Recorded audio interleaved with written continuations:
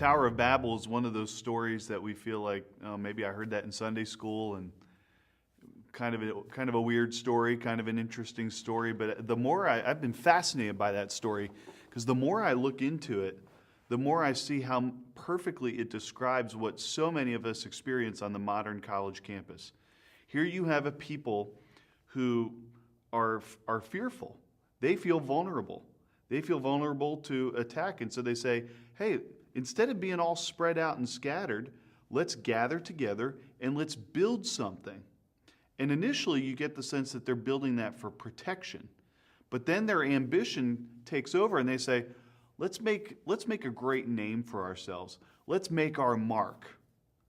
And it's as if and part of the name of the word Babel is this idea is that it's a gateway to the gods, and that they're basically saying, we want to build something that puts us on the level of God. And as I thought about that, I'm thinking, okay, so we have fearful people, vulnerable people coming together to harness their ambition to build something great and make themselves darn near as great as God. And I thought, it sounds like a lot of college campuses I know. Right? We have people who come and they want to make a name for themselves. They want to do great things.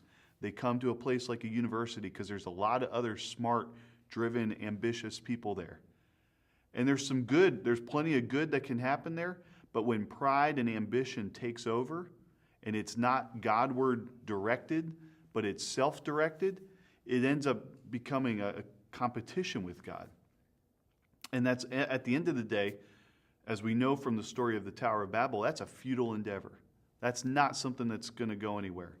It's actually going to lead to greater confusion and harm, despite people's best attempts, because it's contrary to God's design. I'm not saying you can't work on great things. I'm not saying you can't build stuff.